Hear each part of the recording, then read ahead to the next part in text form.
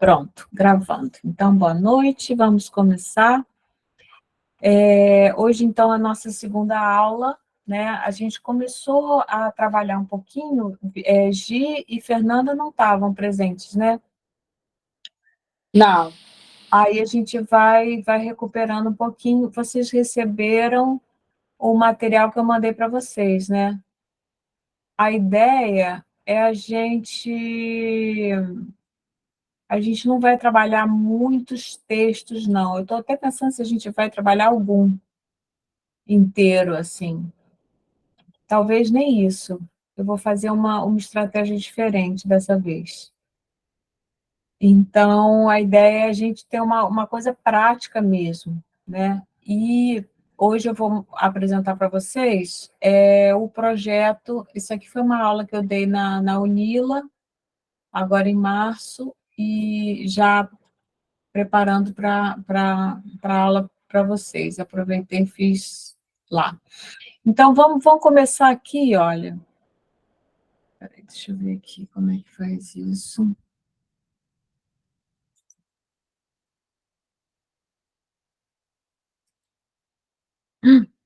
Oh, meu Deus.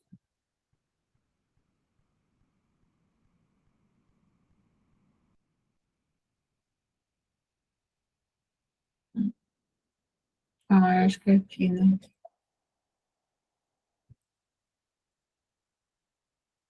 Não, não é isso que eu queria, não.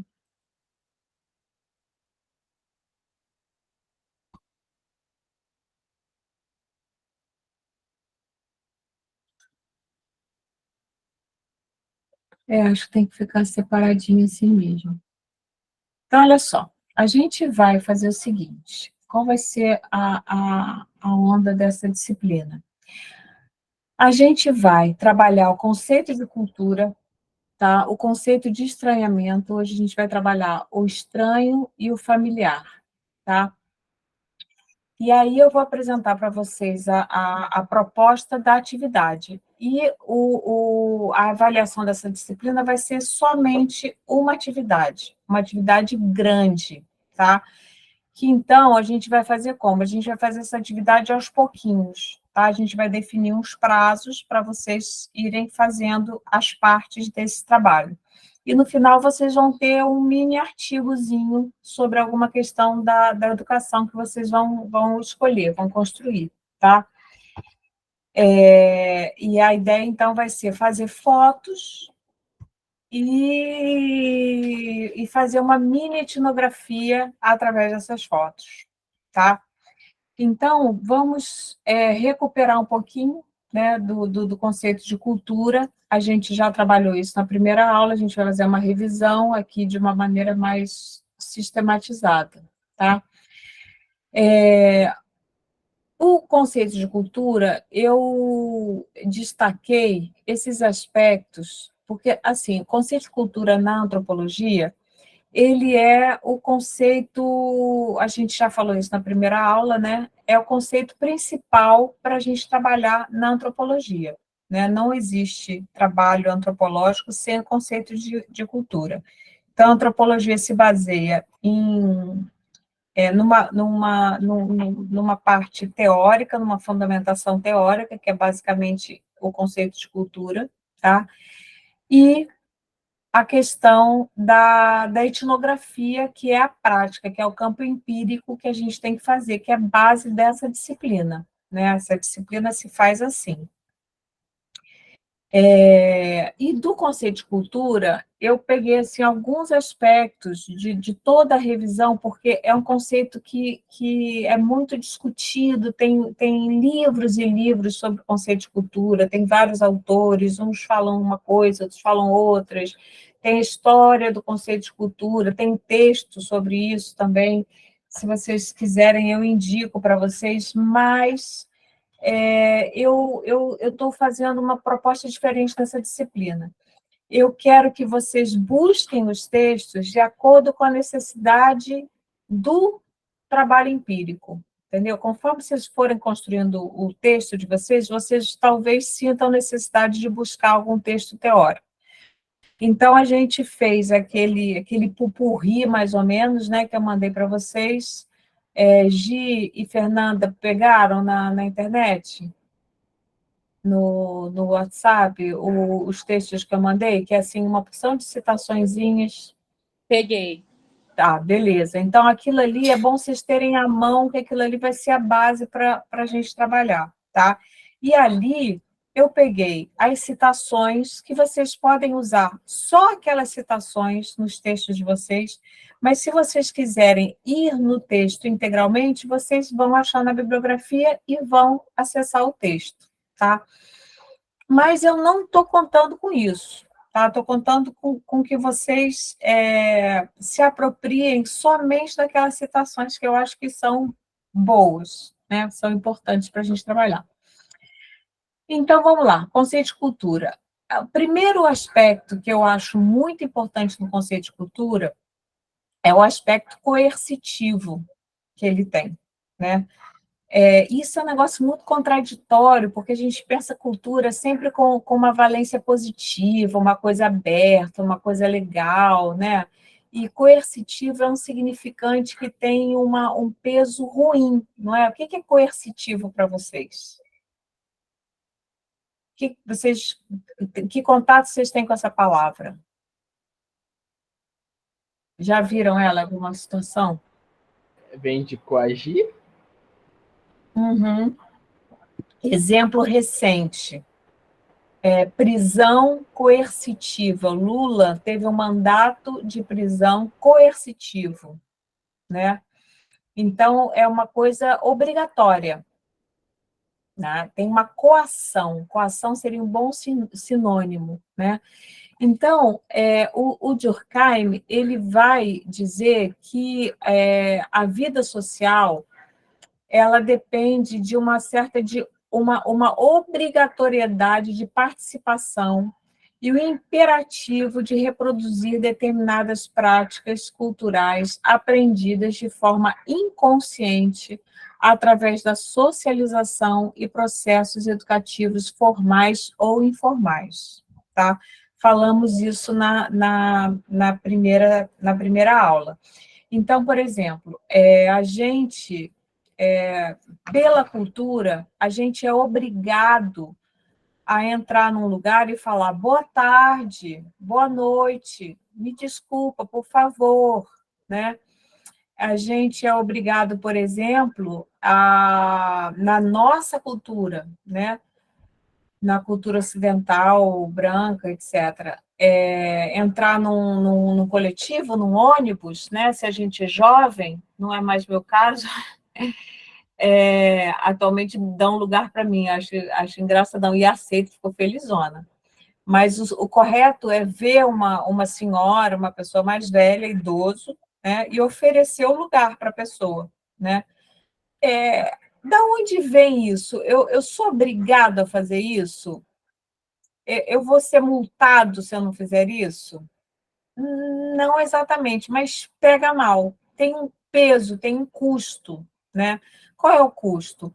Quando a gente faz isso, quando a gente está no ônibus, quando a gente é jovem, está no ônibus e oferece o lugar para uma pessoa idosa, você passa a você está reproduzindo uma coisa que seu pai fazia, que você viu seu pai e sua mãe fazendo, né? Se você não teve essa oportunidade, mais dificilmente você vai fazer isso, né? E aí você vai ser da cultura, porque também tem a cultura da galera que não levanta, né? E aí o fato de você levantar ou não dar lugar para uma pessoa idosa num coletivo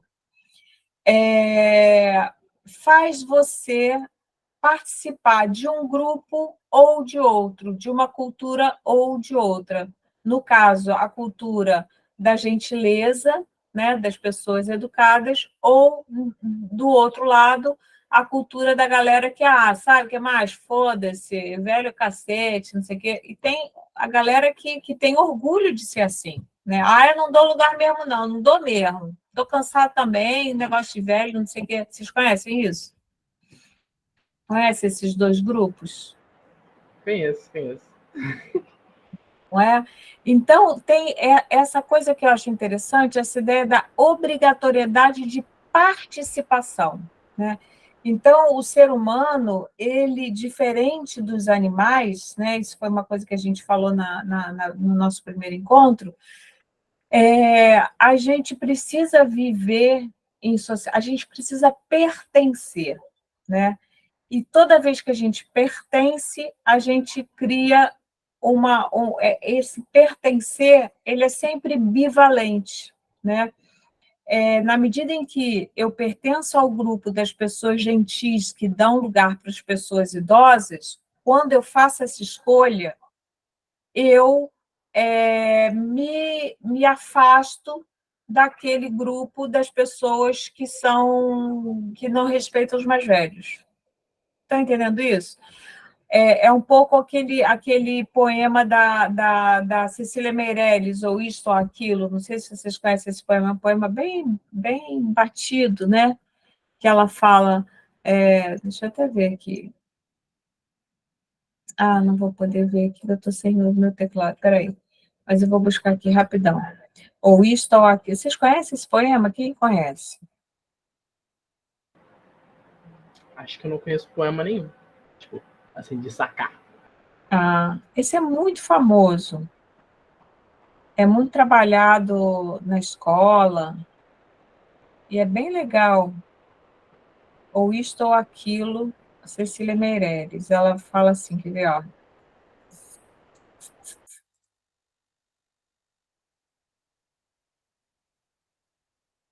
Poema.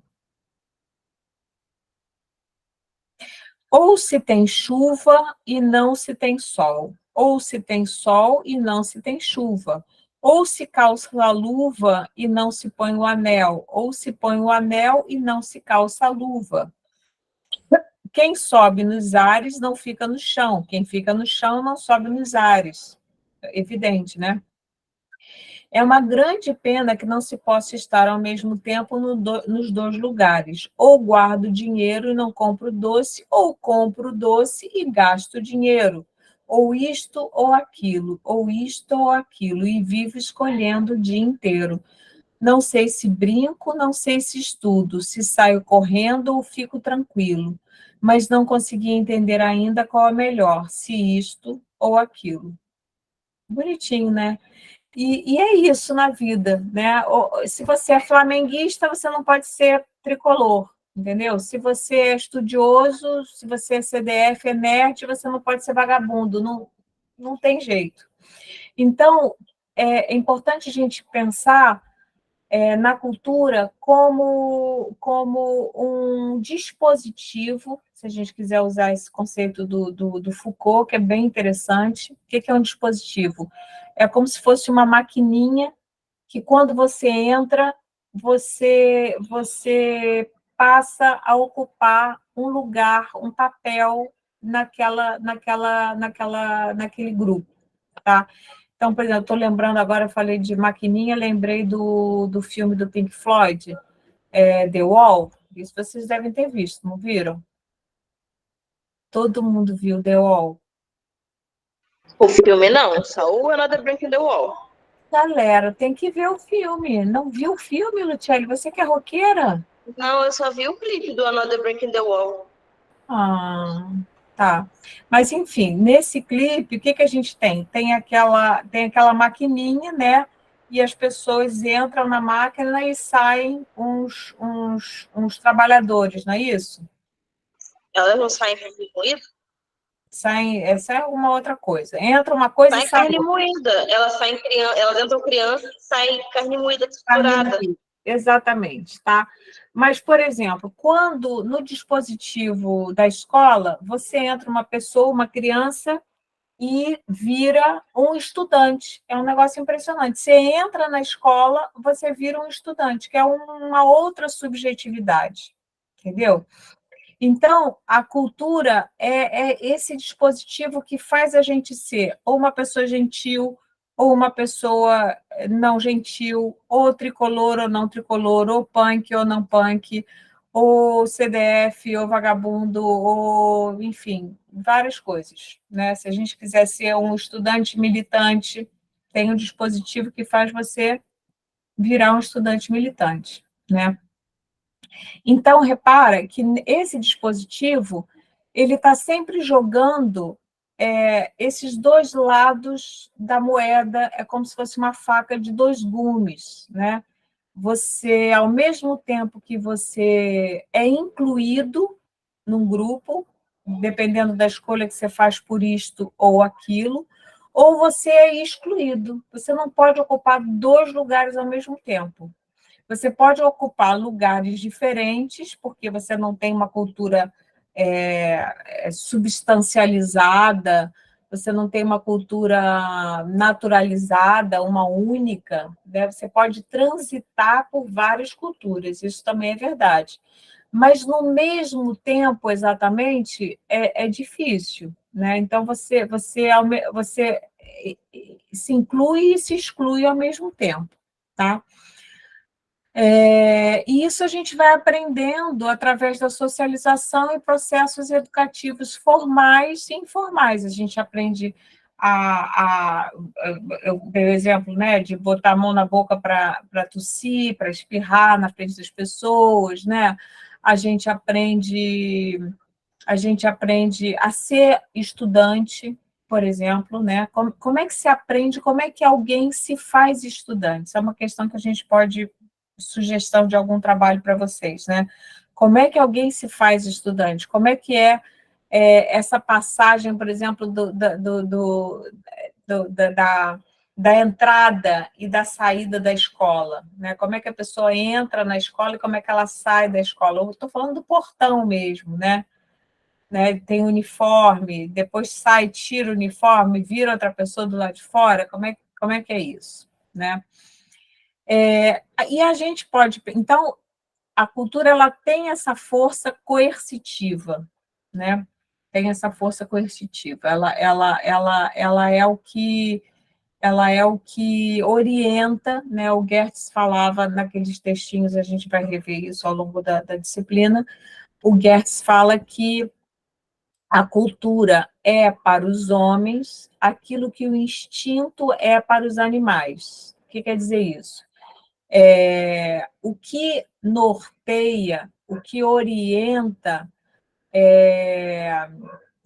a decisão entre isso ou aquilo nos animais, né? Aliás, eles têm a sorte que eles não têm que ficar pensando muito.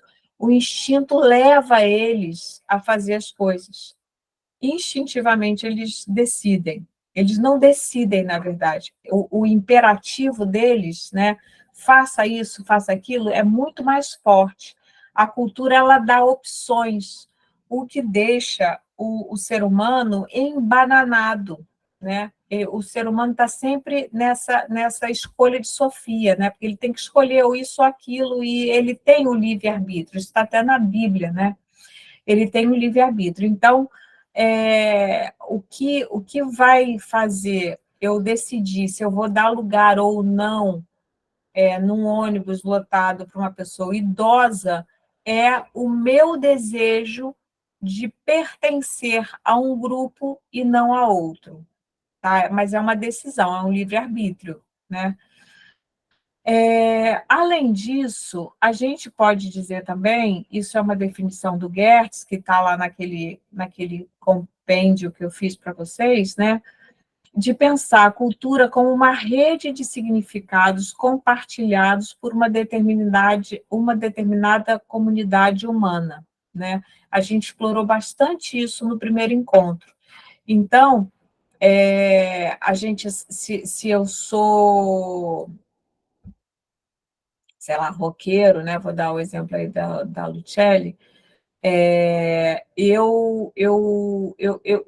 uma camiseta preta com uma estampa de banda, ela significa uma coisa importante para mim e faz com que eu, vestindo essa camisa, né, é um dispositivo, eu me torno... Então, a ideia do dispositivo é isso, alguma coisa, uma maquininha que você entra e se torna alguma outra coisa, constrói a sua subjetividade.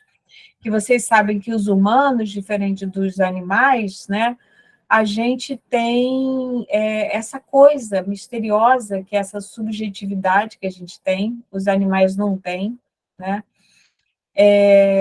que tem a ver com esse traço, porque a gente está submetido à cultura, a gente está submetido, sujeito à cultura, assujeitado à cultura, né?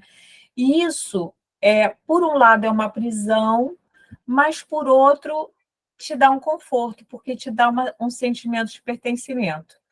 E dentro dessa bolha, a gente pode chamar assim, que é um termo que é familiar para vocês, né? Dentro dessa bolha de pertencimento, por exemplo, das pessoas gentis, né? Vocês vão ver que fazendo isso, outras pessoas gentis vão olhar para você e vão dizer, que legal, vão aprovar essa sua ação, né? E você vai voltar para casa feliz, porque você foi aceito por membros daquele grupo. Então, você reafirmou o seu vínculo de pertencimento a um determinado grupo. E como é que se define esse grupo, né? Esses grupos, são milhares de grupos, né? Esses grupos são definidos a partir de uma rede de significados que é compartilhada por esse grupo. Então, coisas que não têm menor significado para um grupo pode ter um super significado por outro. Então, é totalmente arbitrário. E aí a gente tem essa outra dimensão aqui, que é arbitrariedade, que eu dei uma pulada aqui nesse aqui, tá? Então, aliás, eu acho que devia pular mesmo, hein? Deixa eu reorganizar aqui, vai ficar melhor. Isso aqui, vamos botar aqui. A arbitrariedade devia vir depois. Essa dimensão da arbitrariedade, o que acontece? Por que é elegante botar a mão na boca para espirrar? Porque a gente combinou que entendeu? É claro que tem uma lógica científica por trás, né? Isso protege e tal, mas tem coisa, isso no caso até tem. Mas você poderia também tomar distância, por exemplo, né? Poderia botar um lencinho, antigamente se botava um lenço, né? Mas a escolha da mão, o jeito que se coloca a mão para tossir, por exemplo, esse gesto assim, esse gesto não tem nenhuma explicação científica que justifique isso. Por que para tossir você faz assim, ó? Já viu isso? É totalmente arbitrário. Então, o que é arbitrário? Arbitrário é alguma coisa que não tem nenhuma justificação, nenhuma justificativa, né? Lógica, tá? É assim como podia ser de outro jeito. Exemplo de coisas, combinações arbitrárias. Por que a cor vermelha é para a gente parar, é de atenção, né? E o verde, o sinal verde, é para você andar. Podia ser ao contrário? O que vocês acham? Poderia, mas deve ter alguma coisa de teoria das cores. Deve ter. Tem, não. Deve ter alguma coisa. Normalmente não tem. Não precisa ter, sabe, Alejandro? Pode ter, mas não precisa ter. Tem coisas que são totalmente arbitrárias, tá? Por exemplo, a pessoa se casa e aí tem uma aliança. Tudo bem, a aliança tem uma analogia, ela não é totalmente arbitrária, a aliança, né? Tem uma significação e tal. Só que em outras culturas, em culturas variadas, esse simbolizar a união entre um casamento pode ter outras marcas, né? Você pode marcar de outra forma. E por que tem que ser na mão esquerda e não na direita? E por que é no dedo anular e não no dedo do meio ou no outro dedo ou nesse dedão? Não tem nenhum, é arbitrário. Então, arbitrário é isso. Arbitrário, o que é essa palavra também, arbitrário, eu estou trazendo para vocês um sentido que se afasta um pouco do sentido mais corrente dessa palavra, né? O arbitrário, normalmente, a gente é um pouco antônimo de democrático, né? Uma coisa que não é escolhida democraticamente arbitrário. Aí ele teve uma decisão arbitrária, não consultou ninguém, né? Mas a cultura tem essa dimensão também, porque ninguém perguntou para a gente, não houve um plebiscito para eleger qual era o dedo que as pessoas tinham que botar o anel de casamento. Não houve isso, uma consulta geral de toda a população, não. Alguém definiu e ficou, entendeu? E ficou, e a gente, por ser animais culturais, né? A cultura ela exige da gente, ela te dá ela aplaca um pouco o mal-estar que o ser humano tem de estar no mundo que ele sabe que vai morrer e ele tem que decidir coisas, né? Então a cultura dá a sensação de que você fica mais satisfeito, que você fala assim, pai, o que eu devo fazer? Eu comecei a namorar uma menina, eu estou gostando de uma menina. E agora, como é que eu faço? O que eu faço? Né? Aí a cultura que vai dizer, não, você fica uma vez, esses códigos vão mudando, eles são arbitrários, né? Antigamente tinha um ritual diferente, hoje em dia, se você quer ficar com... Aliás, eu acho engraçado, eu tenho escutado os negócios de vocês, assim, eu estou descobrindo que na minha juventude, já não se usava pedir ninguém em namoro. E agora eu estou vendo que isso está voltando, né? Não é isso? Não tem que Como ficar... é que vocês sabiam que estava namorando, então?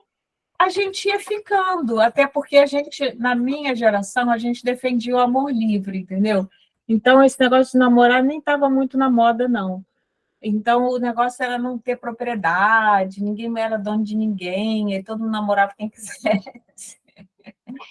Mas tem isso também, professor. Isso nunca sai de moda, né? Mas É, depende da sua bolha. depende da sua escolha. Mas é interessante, mesmo se você entrar nessa cultura, digamos assim, do poliamor, que é como se fala hoje, né? Ou dos não monogâmicos, por exemplo, tem uma série de regras que são muito rígidas, entendeu? Então, por exemplo, se a pessoa é não monogâmica, ela fica ofendidíssima se o outro começa a ligar muito para ele, não sei o quê, tem uma opção de regras, né? E essas regras, elas têm um caráter arbitrário, podia ser de um jeito como podia ser do outro, tá? Então, isso é uma coisa interessante. E elas variam no tempo e no espaço, e há sempre outras alternativas possíveis para situações semelhantes, né? Então, a gente pode ter uma relação monogâmica, a gente pode ter uma relação heterossexual, a gente pode ter uma relação homossexual, a gente pode ter uma relação bissexual, a gente pode ter...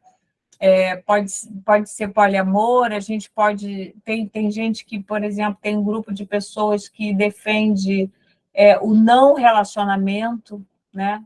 Nos Estados Unidos tem um grupo bastante forte que defende a não relação sexual. São pessoas que não gostam de fazer sexo e defendem e fazem parte de um grupo que acham asqueroso fazer sexo e querem ser respeitados. São Oi? assexuais. Eles Assexuais. chamam assim, né? Assexuais.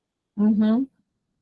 E é uma coisa assim, tudo bem, tá? Então, tudo, aquela coisa que eu falei na primeira aula, não há o que não haja. Então, na cultura, não há o que não haja. Nada pode surpreender a gente, desde que haja um grupo que combinou isso. Não, vamos raspar o cabelo debaixo do braço. Combinou. Ah, topa, topa. Por quê? Ah, porque é mais legal, porque é natural, não sei o quê. Foda-se, tem sempre uma justificativa, mas isso é o menos importante. O mais importante é que quando a gente faz isso, a gente está se distinguindo, isso é importante, né? A gente está se distinguindo, a gente está se diferenciando das pessoas da tribo, das pessoas que raspam o sovaco, né? Então, os homens, normalmente, na sociedade, se espera que eles não raspem o sovaco e se espera a cultura dominante, digamos assim, obrigaria as mulheres a rasparem o sovaco, mas existe um outro grupo de mulheres no qual, dentro desse grupo, é obrigatório não raspar o sovaco, sendo mulher, entendeu? Se você raspar, você é mal visto, tá? No grupo que eu faço parte. Agora não, que eu já estou velha, mas quando eu era jovem, se eu raspasse o sovaco, eu pegava super mal. E ela está raspando o sovaco. Aposto que é porque foi no casamento da família. Nossa, ridículo, não sei o quê, se sujeitando a essas regras, tá. Mas a gente não se sujeita a umas regras, mas necessariamente se sujeita a outras regras. Então, a cultura é um conjunto de regras, tá? Às quais a gente se assujeita, não tem liberdade nenhuma, tá? A única liberdade que a gente tem é de escolher uma ou outra, mas é sempre uma coisa que precede a gente. Quando a gente entrou, aquilo já existia, né? Alguma prática cultural, e você adere àquilo. E quando você adere, você está abrindo mão da sua individualidade em prol de uma combinação de grupo, tá? E aí você vai participar daquela rede de significados que normalmente tem uma hierarquia, né? Toda cultura tem um sistema hierárquico, né? Que vai dizer o que, estando na cultura, quanto mais você oferecer o lugar no ônibus, mais legal você aumenta a pontuação, né? Se você quer ser alternativo, se você quer ser roots, que chama, né? No parto natural, você tem que ter o parto na água, em casa, ou na floresta, depois você tem que comer a placenta, vocês sabem disso, que existe isso hoje em dia, né? E aí você pensa, não, mas aí é uma coisa mais voltada para natural. Não, é cultural. A gente que está a cultura das pessoas que estão resgatando o parto natural. Aí, se a pessoa tem o parto de cócoras, já hierarquicamente, isso representa uma coisa legal, tem um significado legal. Se ela come a placenta, nossa, é muito mais legal ainda, entendeu? Você vai ter Mas mais... qual a lógica de comer a placenta?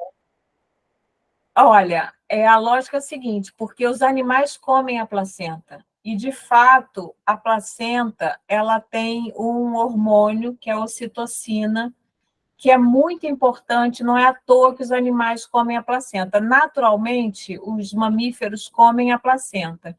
Só que a cultura humana, em algum momento da humanidade, decidiu que isso era feio. Decidiu como? Arbitrariamente, tá? E aí, por uma questão de etiqueta, as mulheres pararam de comer a placenta. Só que isso é ruim para elas de verdade, entendeu? Porque a ocitocina, ela faz o leite descer, faz você contrair o útero e expelir resíduos do parto. É muito saudável comer a placenta. Mas hoje em dia, para a cultura hegemônica, isso é considerado asqueroso, não é?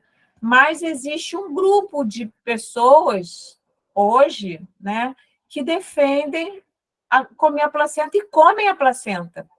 Eu, por pouco, comi a placenta dos meus filhos. Eu estava preparada para comer. Aí chegou na hora, o médico falou assim: não, André, tá bom, já foi de cócora, já foi na água, não come a placenta, não, tá tudo tão legal assim, sabe? Pula essa Aí eu parte. não acreditei a ter estômago para isso. Eu tinha planejado comer como sushi, assim, com shoyu. Ai, meu Deus. Eu tinha estudado como fazer. Mas, enfim, então, isso, quer dizer, eu ia comer a placenta cortadinha em pedacinhos como um sashimi, digamos assim, tá? Repara que já é uma invenção por cima da natureza. Então, o homem, ele não está submetido à natureza, né? Quer dizer, em alguma medida ele está submetido à natureza, mas o rolê do ser humano é sempre se sobrepor à natureza através da invenção da cultura. A gente vai inventando, furar a orelha, furar o nariz, cortar o cabelo não sei como, pintar o cabelo, fazer cacho, tirar cacho, alisar, desalisar, fazer penteado afro. A gente vai criando essas coisas todas, tá? O objetivo do antropólogo, qual que é o papel do antropólogo, né? O objetivo do antropólogo... isso aqui eu vou botar para cá, vou mudar a ordem de novo, falar disso aqui antes. Outra coisa importante...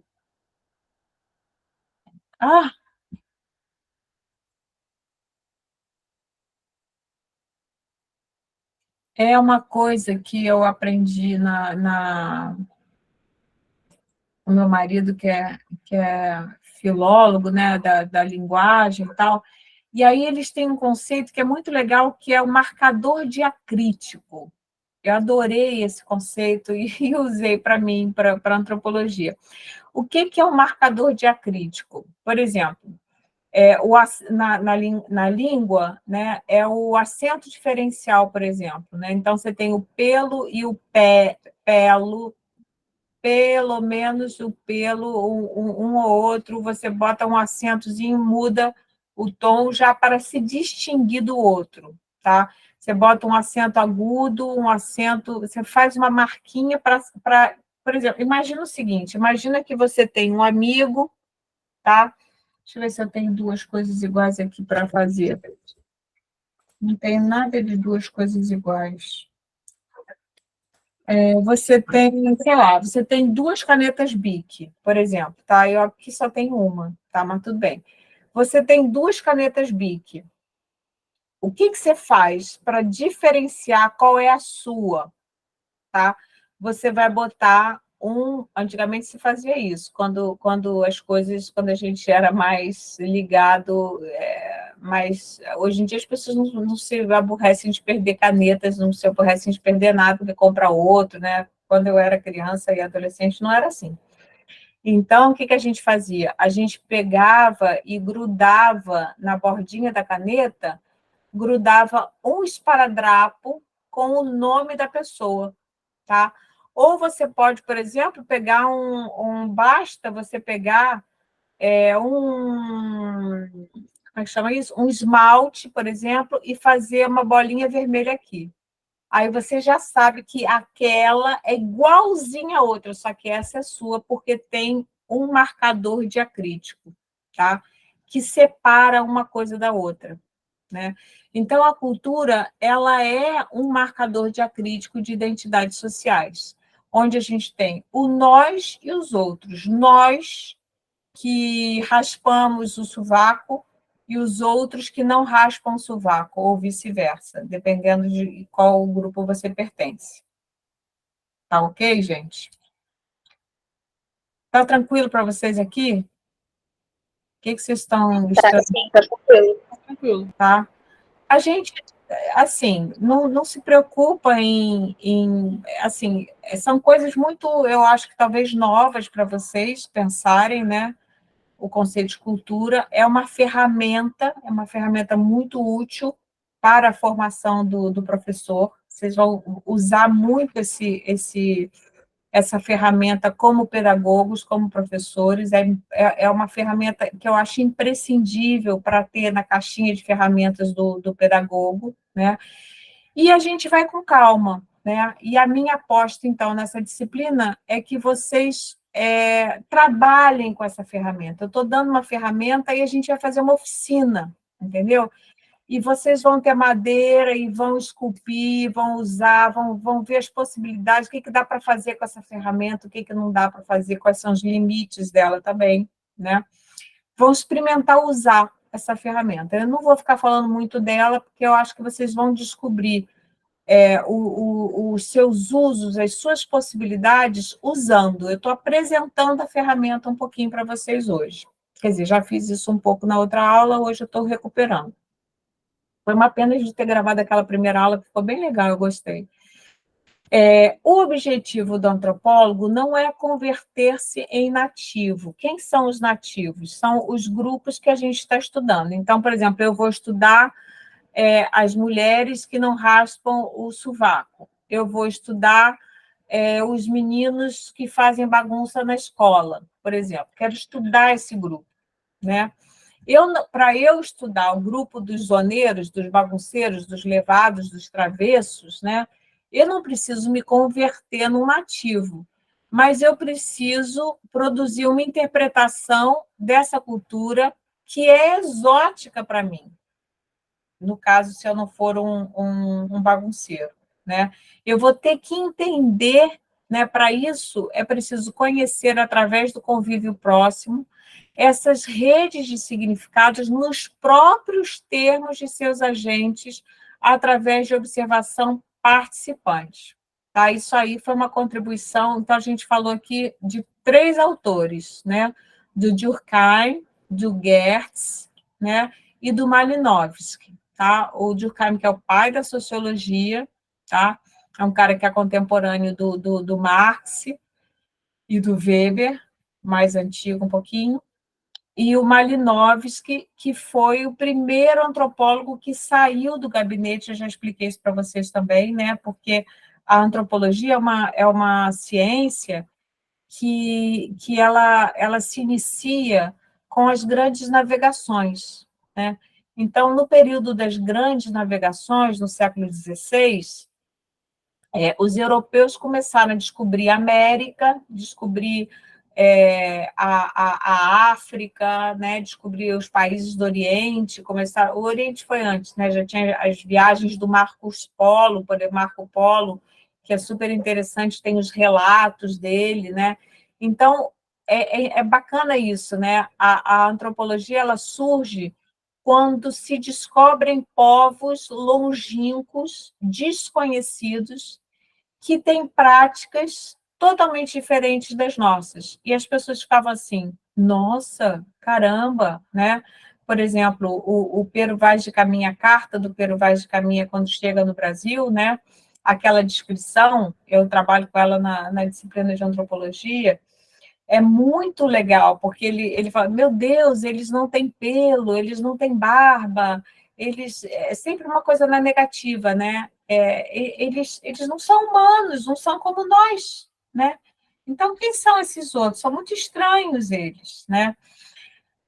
Depois desse primeiro contato de estranheza total, tá? Isso começou a chamar a atenção de pesquisadores europeus.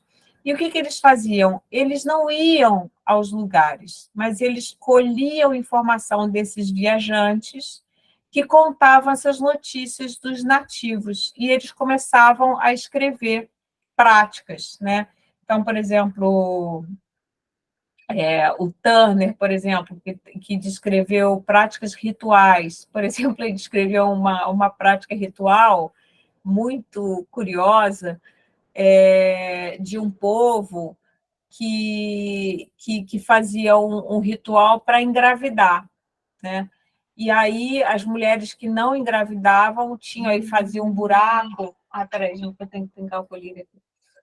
Tinha que fazer um buraco no chão, aí passava pelo buraco, aí enterrava, aí botava umas ervas, aí botava fogo, dava 3 pulinhos, voltava de novo, não sei o quê, e a mulher engravidava, né? E isso, para um europeu, era um negócio bizarro, simplesmente bizarro, a palavra é essa, bizarrice total, né? Mas não há o que não haja, né? E os nativos também olhavam os europeus falando, gente, que bizarro, eles usam um monte de roupa, que gente doida, um calor danado, cheio de roupa, com as penugens no cabelo, um chapéu, que gente pirada, que é isso, que estranho, né? Então, o antropólogo é alguém que se interessa pelo estranho, tá? Se interessa pelo estranho, então vamos pensar, por exemplo, eu sou uma pessoa que sempre fui mais ou menos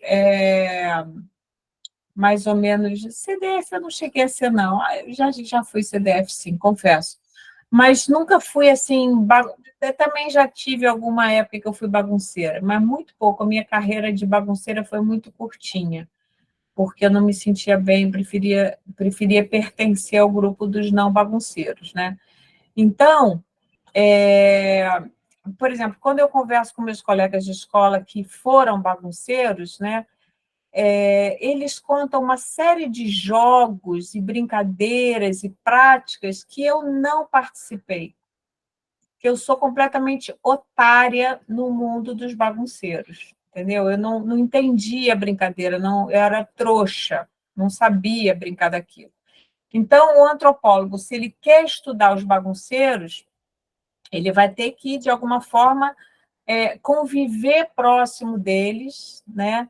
E entender. Eu tô dando esse exemplo porque eu orientei um TCC exatamente sobre isso, né? Sobre os indisciplinados. E a minha orientanda, ela observou de perto, fez observação participante dos indisciplinados, né? E esse termo é um termo nativo que eles são chamados na escola, só que eles têm outros apelidos, tipo bagunceiro, outro apelido que ela disse que é um termo nativo, como é que eles são chamados na escola? É de bênção. Ah, aquele ali é uma bênção, né? Uma maneira, assim, pejorativa de chamar os travessos, né? Então, você tem que ir ali e entender. E aí ela entendeu coisas super curiosas sobre os travessos. Exemplo, os travessos são muito mais populares e têm orgulho de ser populares. Eles dominam a escola, né? Eles são íntimos, todo mundo na escola conhece o nome deles, por exemplo, né? Então, eles ocupam um status interessante, os travessos. Tá? Então, o objetivo, a gente vai brincar disso, né? Não se converter num nativo, mas tentar entender como é a vida desses nativos nos seus próprios termos, tá? E aí, gente, não vale só escolher nativos fofos, não, entendeu? Eu já expliquei isso para vocês. O bacana é você escolher um nativo que você, de preferência, não goste muito, que é até mais legal, né? É um desafio maior, né? Porque entender, por exemplo, os quilombolas é fofo, né? Agora, você entender, por exemplo, como os machistas funcionam, como os meninos perversos funcionam, eu acho que tem um interesse maior, é um desafio maior e um interesse maior. E eu sugiro vocês que busquem justamente objetos assim, objetos estranhos para vocês, tá? Então, a gente vai fazer esse exercício de estranhar, tá? O que a gente está falando aqui de práticas culturais, né? O que são práticas culturais? São ações protagonizadas por humanos, não de forma individual, mas coletiva, em comum acordo, tá? Isso que a gente está fazendo agora, por exemplo, é uma prática cultural. Eu não poderia dar aula sozinha, né? Eu preciso de vocês, preciso dessa audiência, preciso dessa porção de regras que regem essa atividade que a gente está desenvolvendo aqui, de comum acordo. As práticas culturais, ao mesmo tempo que produzem cultura, são produto da cultura, né? Essa prática da gente aqui, a gente está produzindo coisas, mas ela foi criada antes, mas esse formato de aula, ele se desenvolveu muito durante a pandemia, né? Ele é produto desse momento que também foi cultural, que a gente inventou como é que chamou? A quarentena, né? Então, a quarentena foi uma coisa que tinha um monte de regras que a gente adotou essas regras. As práticas culturais produzem sentimento de pertença, já falamos isso, né? Você, por exemplo, na pandemia teve o grupo negacionista, né? E o grupo que era radical. Então, por exemplo, isso tem, que vocês já sabem que eu adoro Porta dos Fundos, né? No Porta dos Fundos tem, acho que é aquele comandante major, tenente, não sei das quantas. Como é que é o nome dele, gente? Vocês sabem? Pior que não. Peçanha? Peçanha, o Peçanha. Aí o Peçanha falou assim, não, e o cara veio todo com máscara. Tô com máscara. O quê? Com a máscara aqui? Não estava nem aqui, não. É o quê? Comunista, comunista, né? Então, Você não o vai falar sobre a cultura dos professores, não? pode falar, quer falar? É da competição de quem tem a maior estante de livros atrás da câmera, na frente da câmera. Né? Agora a minha ficou para trás por causa do Feng Shui, tá do outro lado. Estou perdendo agora. Mas isso com certeza, né? Então, as pessoas, inclusive, alguns, o Google, sabendo disso, vendeu aqueles aplicativos que faziam um fundo falso, né? De estantes na pandemia, que era um negócio bizarro, e todo mundo sabia que aquilo era falso, mas a pessoa exibia um fundo, assim, né? Então, o que a gente tem que fazer? A gente tem que interpretar essas coisas, né? O que significa isso? Mesmo a pessoa não lendo, ter isso. Aliás, esse negócio de livro, houve uma. Isso ainda existe hoje, e eu tenho uma experiência pessoal com isso, essa coisa de comprar livro a metro. Vocês já viram isso? Livro falso para fazer biblioteca, para fazer cenário, assim? Sério? Sério. Nossa, eu fui enganada a minha vida inteira, então. Sério, Caraca, não. isso existe assim na cenografia, né, no cinema, no teatro, né? Você bota livros, pode botar que compra metro, assim. Agora, eu trabalhei numa universidade particular, que eu não vou dizer o nome dela, e eu vi o dono dessa universidade, ele ia ser visitado pelo MEC para ser avaliado, né? A universidade ia ser avaliada.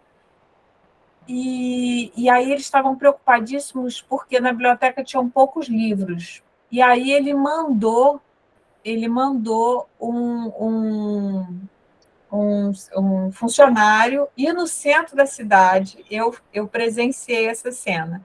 Mandou ele no centro da cidade comprar não sei quantos metros de livro, entendeu? Ah, vai lá no Lavradio, vai lá naquela porra de livro, aquelas lojas que tem livro velho. Aí o cara falou assim, mas quais livros eu compro? Não interessa, compra uns bonitos, que tiver uma lombada bonita assim.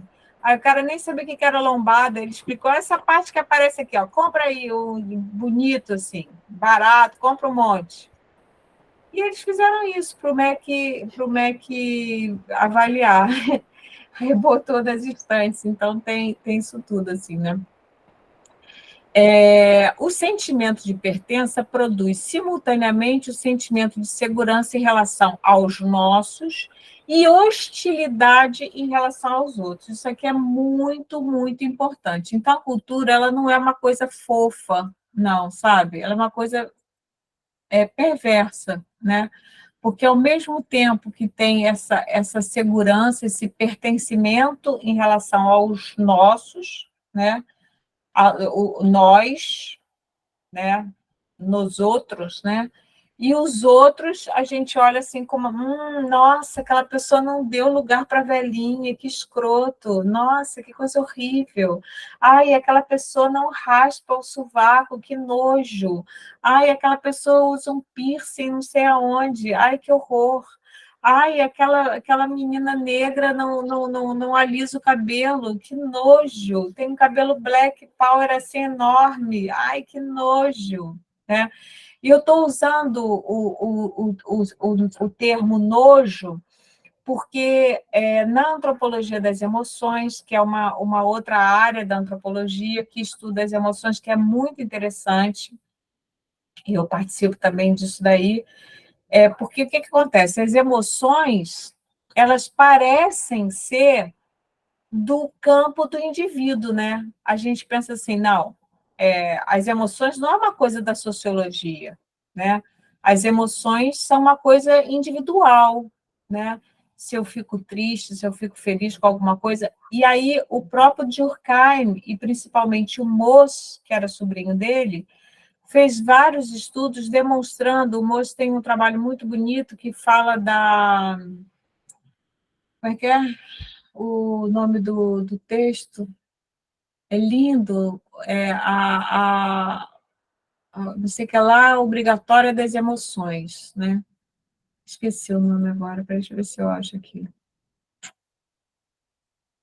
É um texto super clássico.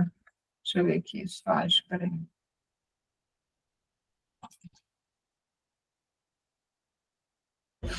Hum,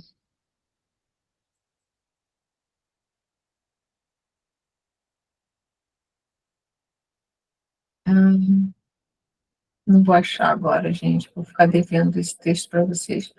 Mas é um texto pequenininho, inclusive, que ele fala. Eu já comentei com vocês um pouquinho sobre ele. Poxa vida, será que não está aqui? Eu acho que está aqui sim, peraí. É porque vale a pena, é muito legal, acho que eu tenho até a citação. Hum. Ah, tá aqui, olha. Ele vai dizer o seguinte: é, as expressões dos sentimentos, mais que meras manifestações, são sinais de expressões compreendidas. Em uma palavra, são linguagem. Olha que interessante. A expressão de sentimentos é linguagem, ou seja, se ela é linguagem, ela está ali para comunicar alguma coisa, não é isso? Esses gritos emitidos, por exemplo, ele estava estudando mulheres em funerais, nos funerais que a gente fala, né, também, eu estou traduzindo aqui do espanhol. Os gritos das mulheres dos funerais que ele estava estudando são como frases e palavras. É preciso pronunciá-las, mas é necessário é preciso pronunciá-las, mas se é necessário pronunciá-las, é porque todo o grupo entende. Olha que interessante. Se a gente só pronuncia manifesta aquela linguagem através dos gritos, do choro, porque as pessoas entendem. É mais que uma manifestação dos próprios sentimentos, é um modo de manifestar os sentimentos aos outros, já que assim é preciso fazê-lo, é obrigatório, né? Manifestar-se assim, expressando-se aos demais por conta dos demais. É essencialmente uma ação simbólica. Deixa eu ver aqui, está na bibliografia. Esse texto é um texto curtinho do Moos, que eu amo, que se chama A Expressão Obrigatória dos Sentimentos. Tá? Esse é um texto muito, muito legal. É um texto pequeno.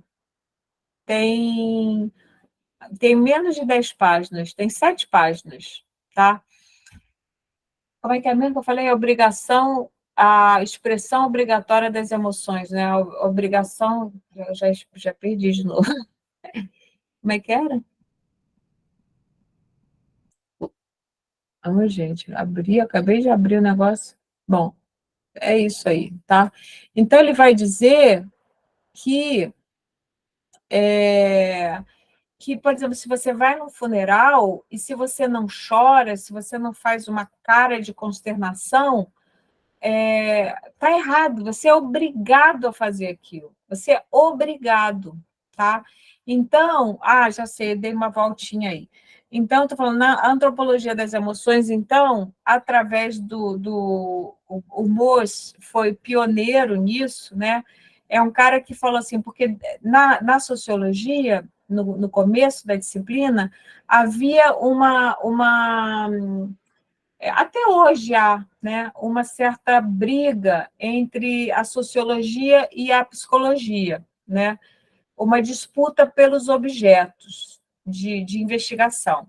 Então, mais ou menos se compreendia que a sociologia investigaria ações coletivas, né, tudo que tem a ver com a sociedade, e a psicologia estudaria tudo que tem a ver com o indivíduo. Isso é uma discussão clássica no campo das ciências sociais, tá? Eu tenho um vídeo só sobre isso no site, que é bem legal. E aí, que conta um pouco da história da sociologia e tal. Depois eu posso passar para vocês. E aí o moço fala assim, não, gente, isso é um falso problema. Não é assim, na verdade. Né? Na verdade, não existe indivíduo sem sociedade, não existe sociedade sem indivíduo. Né? E isso que a gente pode achar que é um atributo próprio do indivíduo, que não é social, a expressão dos sentimentos, né? Na verdade, também está sujeito a esse imperativo, a essa coisa coercitiva, a essa coisa obrigatória. Os sentimentos são obrigatórios, né? Então, por exemplo, quando a gente, não sei se vocês já lembram, vocês já foram a algum enterro na vida? Professora, eu estava lembrando da morte da vovozinha, minha bisavó. Foi em 2013. E, tipo assim, o velório dela foi na casa dela, né? Uhum, E foi um evento, uhum. porque juntou a família toda. E aí, tipo, E todos os filhos dela, né? foi o Meus tios primeiro que avós. foi o primeiro que você foi? Não, meu primeiro velório foi o de um tio meu, eu tinha 5 anos. Uhum. Aí depois eu fui no de um bebê, que foi horrível. Foi o Nossa. pior velório que eu fui na minha vida. Mas o da vovozinha juntou muita gente. Todos os filhos dela estavam lá, todos os netos, e, não sei o quê. E aí era tanta gente que a casa dela estava cheia e até a rua tinha pessoas da família. E Uhum. aí tinha que cozinhar para aquele pessoal todo, né? Então a minha avó, no luto dela, junto com os irmãos, ficou lá cozinhando e a mãe dela morta na sala.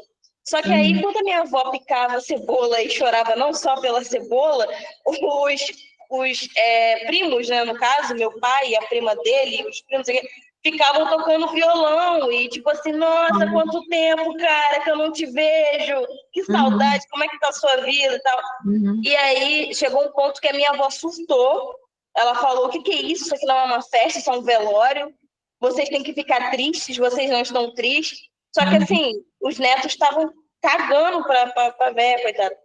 Aí meu pai falava assim, não, mas ela tinha 96 anos, ela já estava morta há muito tempo. E a minha avó, tipo, super triste.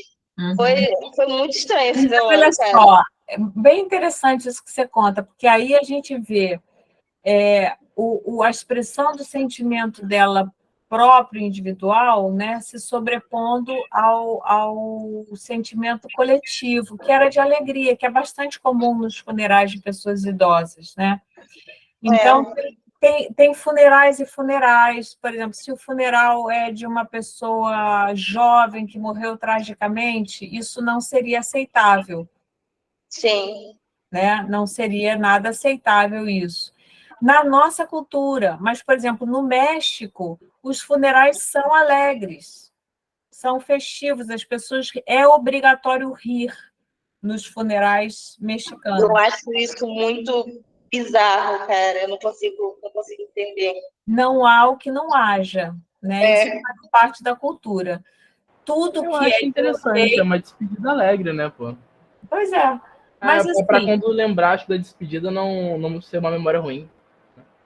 A última memória da pois pessoa fica é. uma coisa boa, talvez. Mas o mais interessante, Alejandro, independente da gente ter simpatia por um jeito ou por outro, o que vai definir a expressão dos nossos sentimentos no funeral não é uma escolha pessoal, é um acordo coletivo naquele lugar. Então, você não pode, no Brasil, ir num funeral, a menos que seja uma pessoa idosa, e tudo ainda é cabível, é permitido, a cultura permite que se faça alguma festa, que se ria e tal, que se conte casos, não é considerado desrespeitoso, tem uns limites, né? Sua avó botou lá um limite e tal. Agora, isso é totalmente inaceitável se for um funeral de uma pessoa jovem que morreu, sei lá, de uma bala perdida, por exemplo. Entendeu? Se a pessoa morreu numa bala perdida, esse funeral vai ter características próprias. Inclusive, ele pode e deve se transformar numa manifestação política, por exemplo, né? Vão ter cartazes, as pessoas não vão estar só além da tristeza, elas têm que demonstrar, elas são obrigadas, se espera isso, que elas demonstrem revolta contra o poder público que não controlou a violência e fez um menino de 3 anos morrer enquanto estava brincando na rua, jogando bolinha de gude, por exemplo. Né? Então, as pessoas vão ser obrigadas a expressar essa revolta além da tristeza. Nesse caso, é totalmente proibido qualquer gesto de alegria, não é permitido. Tá? Então, são convenções, né, que criam esse limite, essa fronteira entre um grupo e outro. Tá? Entre um grupo e outro, que são nós, os educados, né, os que fazemos desse jeito, e os outros que não respeitam os funerais, que riem, tal, que são os estranhos. Tá? E aí, eu queria trazer um pouco... está aqui já. Esse é o último slide de texto, assim. Essa ideia do estranho, tá? E aí eu peguei um texto do Freud, que é um texto que se chama Das Unheimlich. Unheimlich, tá? Das é um artigo em alemão, né? E por que eu botei em alemão? Porque essa palavra tem várias traduções possíveis, tá?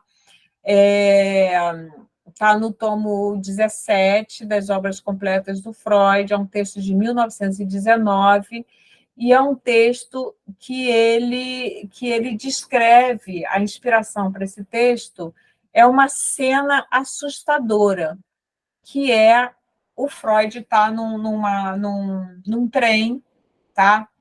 Está muito cansado, está fazendo uma viagem de trem, estava muito cansado, estava perturbado com alguma coisa, se eu não me engano, e aí ele passa por uma porta de vidro, ou por um espelho, passa por um espelho, e passa por uma porta assim, e encontra um homem, que ele bate o olho no homem e acha o homem muito estranho, tem uma sensação de estranheza, né?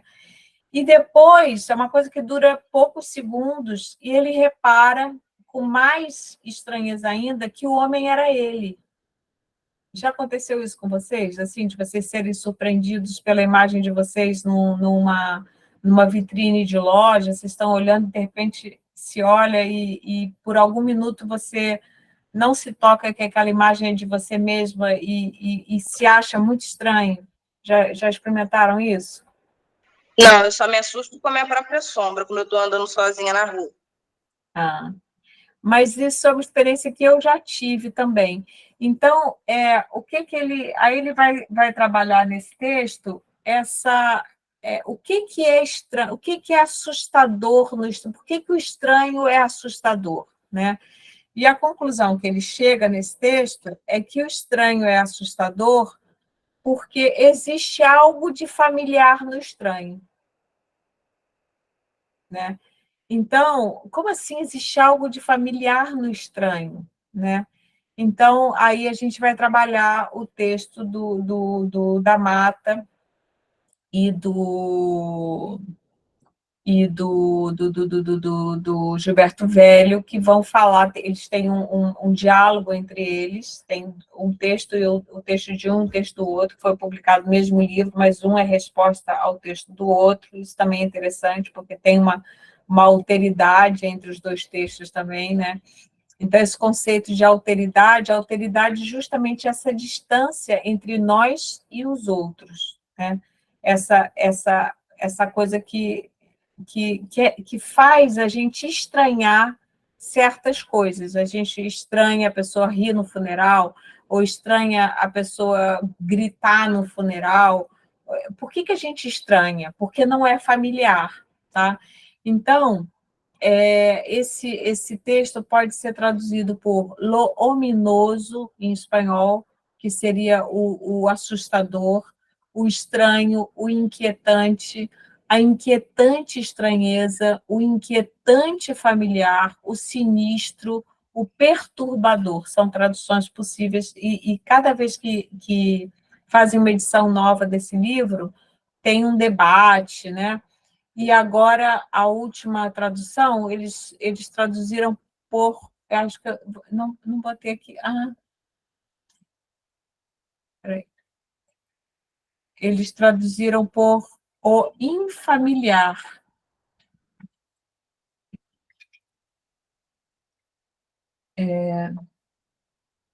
O infamiliar, que é a tradução mais literal do Unheimlich, né?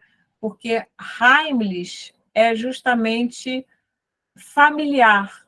Então, Unheimlich, esse prefixo an, é um prefixo de negação em alemão, né? Então, se Heimlich é familiar, Unheimlich é infamiliar, né? Então, Heimlich é pertencente à casa, familiar, doméstico, íntimo, de confiança, pode ser traduzido por lar, por hospitalidade.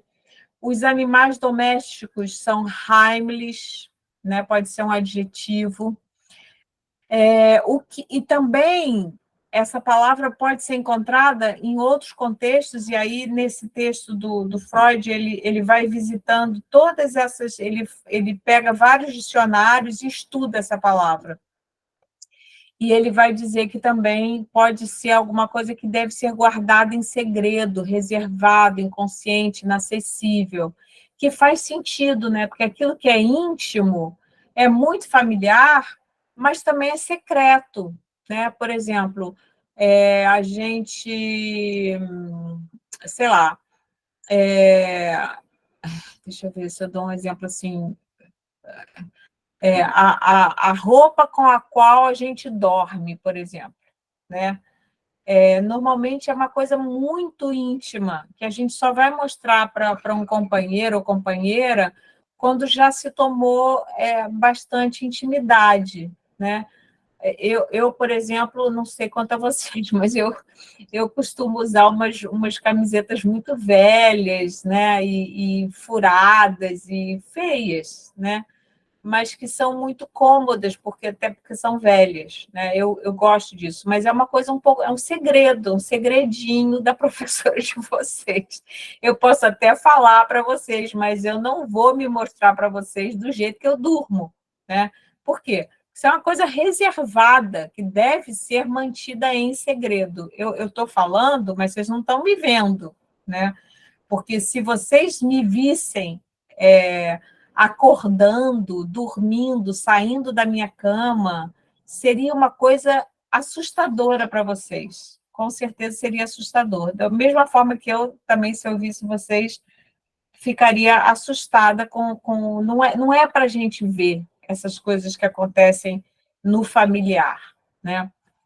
Professora, eu tenho uma pantalona, não é bem uma pantalona, mas é um tecido, aquele tecido que desfia muito fácil, sabe? Uhum. E eu cortei ela para ela virar um short, assim, acima do joelho, ficou uma coisa horrenda. Uhum. Só que é muito confortável.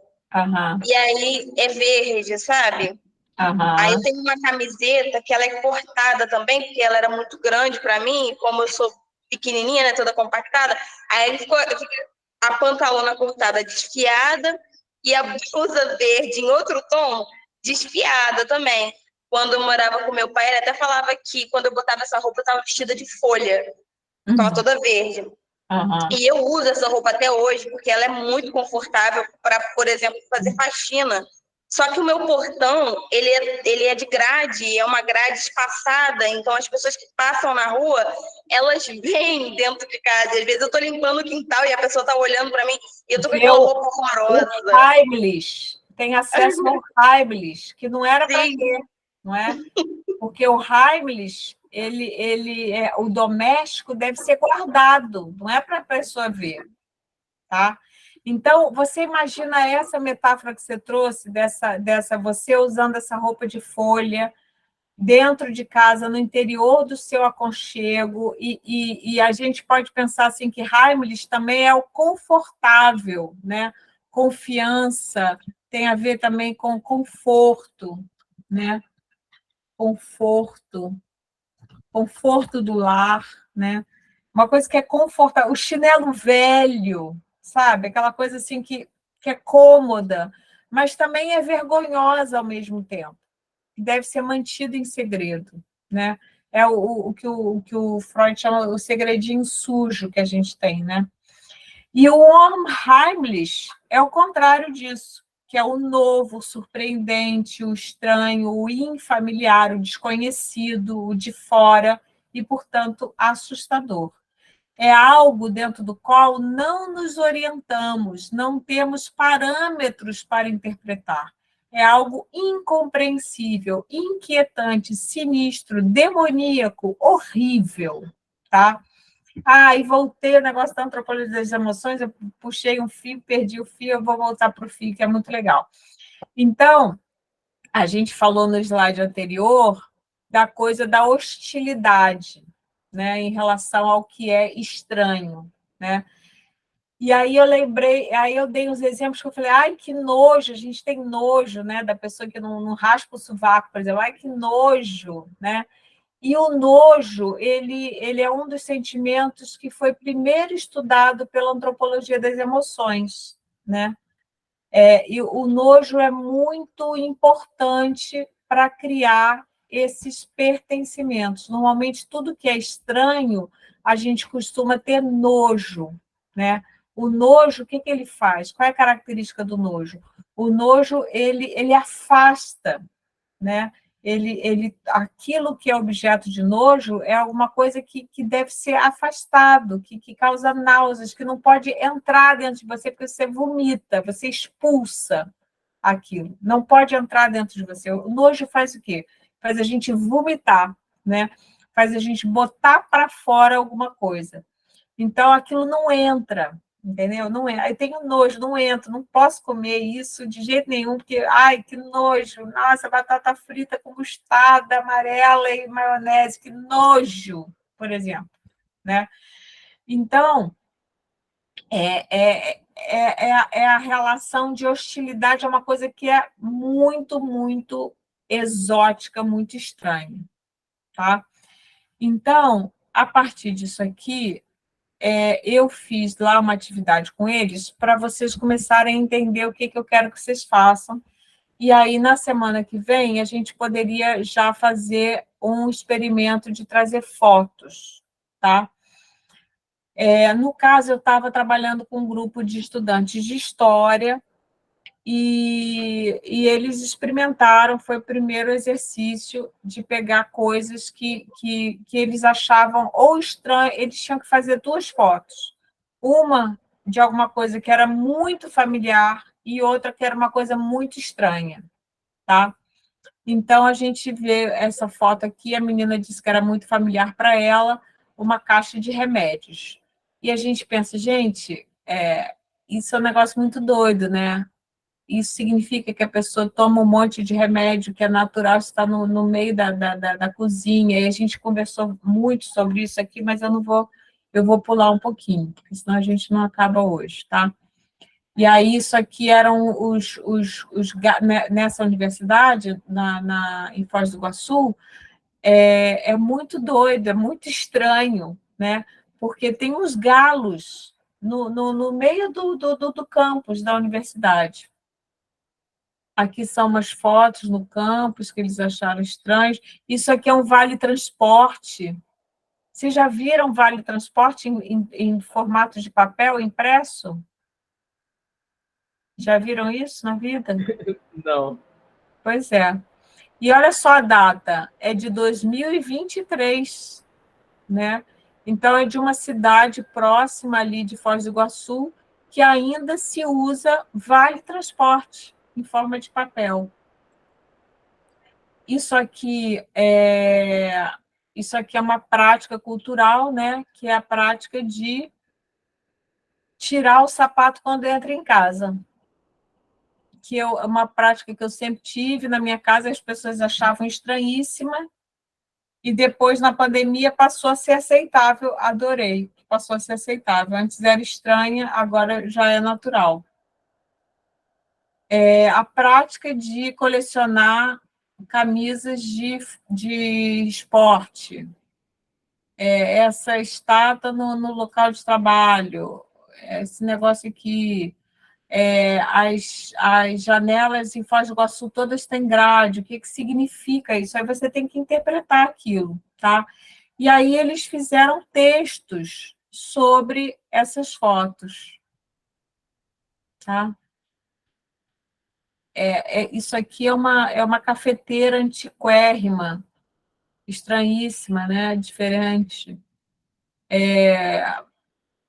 A comida gourmet, né? Num prato todo chique, não sei o que significa, que grupo é esse? Então, a gente foi tentando entender quais eram o almoço de domingo. Isso aqui foi interessante, era um rapaz, se eu não me engano, colombiano, que disse que tinha achado uma coisa muito estranha no Brasil, essa prática de chegar em casa e fazer, ó de casa. E aí ele falou, e não é fácil, eu custei aprender. A gente falou assim, como assim custou aprender? A coisa mais normal do mundo. Falei, ó de casa. Ele falou assim, não, vocês não sabem, mas tem um número certo de batidas na mão, né? E no meu país não é assim que as pessoas entram na casa dos outros, né? Então, ele observou isso. Uma sala de aula, por exemplo, que é super familiar, mas tem algo de estranho também. Cachorros entram na universidade, tem os cachorros que entram na sala de aula e tal. Enfim, tem várias coisas, foto de gatinho, olha só a quantidade de galo que tem lá. As pessoas que curtem vinho, um limão, um engarrafamento. Aí eles foram explicando, ouvir música de disco, não sei o quê, o cachorrinho, tá. Aí, aqui eu vou falar já a atividade da avaliação, a gente vai voltar a isso, tá? Mas a gente vai começar a trabalhar. Então, o que eu quero que vocês façam? Que vocês comecem a fazer fotos, tá? De preferência, tragam essas fotos. Eu acho que a gente poderia tentar criar um tema. Eu acho que o ideal seria alguma coisa ligada à educação, né? Processos educativos, crianças fora e dentro da escola. A gente não precisa definir ainda, não. Mas comecem a fazer fotos, tá? De práticas culturais que sejam exóticas ou familiares. Vocês conseguem fazer isso para a semana que vem? Trazer já algumas fotos e botar no grupo, para a gente pensar. E construir um texto de tipo etnográfico, fazendo uma descrição densa dessa prática. Eu vou explicar para vocês como vai ser isso. É aconselhável também fazer falas dos atores observados e quê? Os tesouros da antropologia, né? A antropologia tem 4 tesouros. É a teoria, que é o conceito de cultura. O conceito de cultura deve disciplinar o olhar, o ouvir e escrever. Isso a gente faz no gabinete, a gente está aqui no gabinete, né? Então, a própria antropologia também ela tem 2 ambientes que são nós e os outros, digamos assim, né? Tem uma alteridade entre esses ambientes, que é o gabinete e o trabalho de campo, o seu campo empírico. Você, no campo empírico, vai olhar através da observação participante, vai ouvir através de declarações espontâneas ou entrevistas, como conversa, né?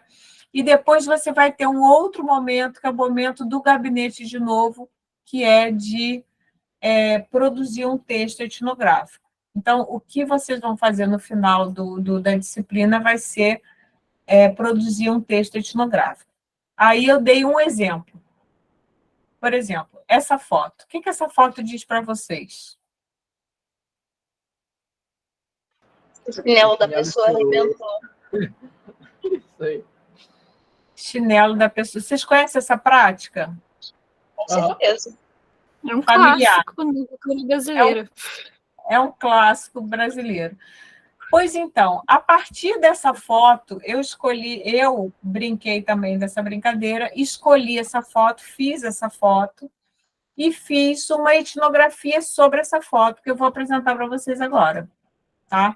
Sandália havaiana, usos e representações. Andréa Pavão, tá? Então, vocês vão fazer isso. Aí tá aqui, olha. O objetivo geral deste ensaio etnográfico foi compreender os significados, usos e representações sociais da sandália havaiana em Foz do Iguaçu por diferentes atores sociais, com base no conceito antropológico de cultura e nas bases metodológicas da etnografia, foi realizada uma etnografia flash, que é o que vocês vão fazer, porque a gente não tem tempo. O ideal na etnografia é a gente ficar, sei lá, 10 anos, isso seria o ideal de todos os ideais, né? Tem muito trabalho de 10 anos de pesquisa. Mas, numa disciplina, a gente vai fazer uma etnografia flash, tá? Vocês vão ter uns mesezinhos para fazer esse trabalho de campo. No caso aqui, foi uma semana só. Concluímos que a sandália havaiana é uma mania nacional e praticamente define o que é ser brasileiro. Calçado especialmente cômodo e democrático serve a todos os gostos e classes sociais, mas, apesar disso, também pode funcionar como elemento de distinção social. Então, dentro do uso da sandália havaiana, eu problematizei uma questão, que é o seguinte: a sandália havaiana, que usos ela tem, né? E em que medida ela é realmente democrática, né? Ou será que existem formas de você, a partir de uma coisa que está no pé de todo mundo, você criar distinções? O que vocês acham? Você usou A gente comentou. Fica todo mundo igual?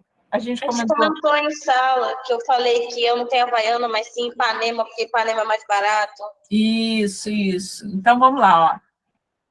Aí vocês vão fazer. Isso aqui, gente, é legal, porque também é a estrutura de um TCC, tá? Luciele, que está fazendo TCC comigo, já conhece mais ou menos essa estrutura, tá? O TCC vai ter que ter essa estrutura. Todo artigo científico vai ter essa estrutura. Então, ao mesmo tempo, essa disciplina também é uma iniciação científica, uma iniciação ao trabalho, ao gênero discursivo acadêmico, tá?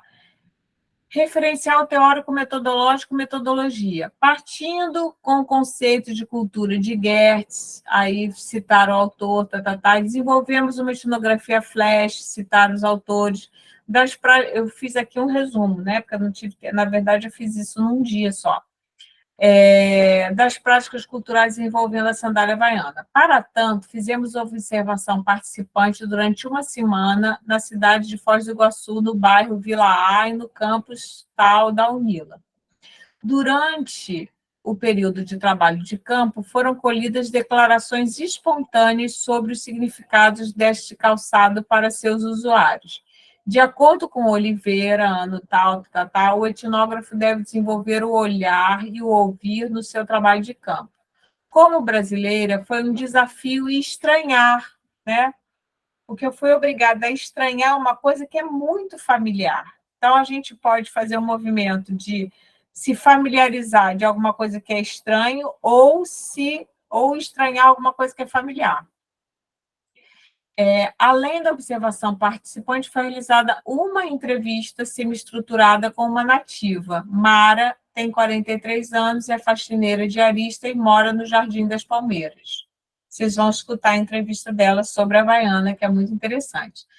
Depois, isso aqui é um roteiro do artigo, né? Como é que eu ia desenvolver? Espera aí. Aí, depois, análise do material empírico, organizar a partir de categorias nativas. É uma mania nacional, é lei. Apego e desapego, uma fiel companheira, pau para toda obra, descendo do salto, você bota a Havaiana, você desce do salto. Então, a Havaiana, ela traz essa coisa do conforto, do estar em casa, né? Não aceita imitações. Aí a gente já vai vendo as diferenciações. Um jeito descontraído de ser. Considerações finais. A sandália havaiana é uma mania nacional.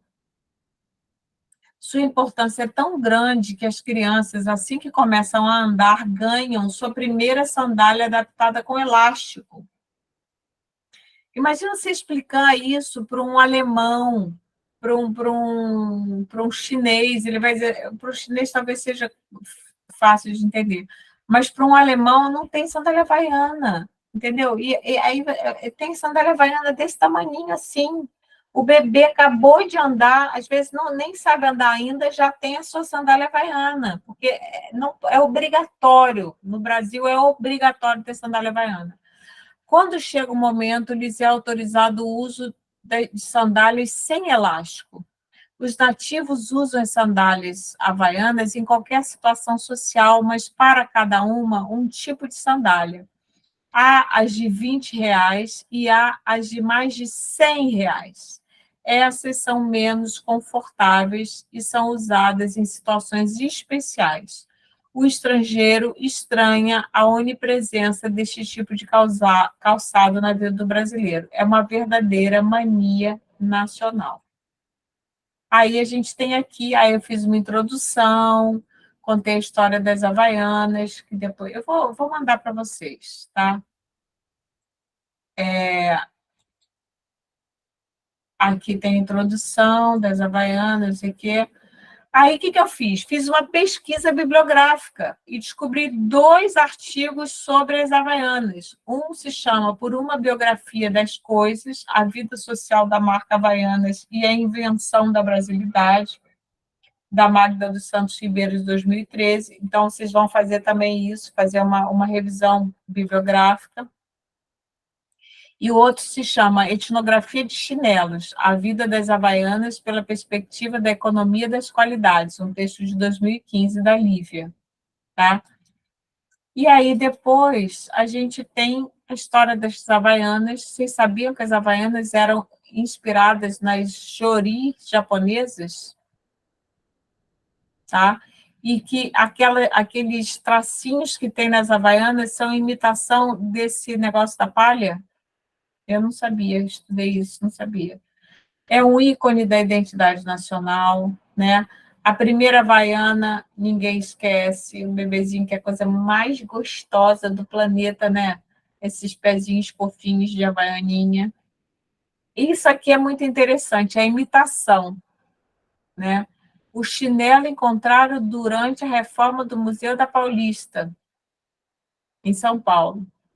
Foi encontrada essa havaiana nos escombros lá da reforma, provavelmente de um trabalhador, né? Não é a legítima havaiana, e ficou presa no cimento, na obra, e foi encontrada como um objeto arqueológico. Eu acho muito engraçado. E outros usos, né? Então, a havaiana, olha só, ela pode servir para o trabalhador, né? Peraí, está aqui o trabalhador, olha lá, a imitação, os trabalhadores têm havaianas falsas, né? Havaianas de imitação, porque a havaiana mesmo é cara. Essa daqui é minha informante com as havaianas dela. E aqui a gente tem o áudio dela, vou botar para vocês. E não aparece o som aqui. Ah, peraí. Hum, deixa eu ver se eu acho aqui, peraí.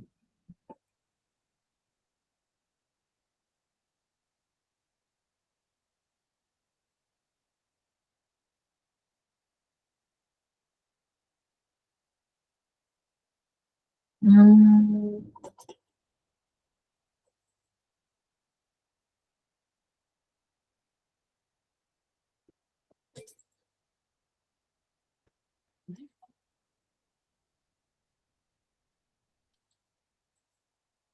Ai, gente, não estou conseguindo reproduzir o áudio.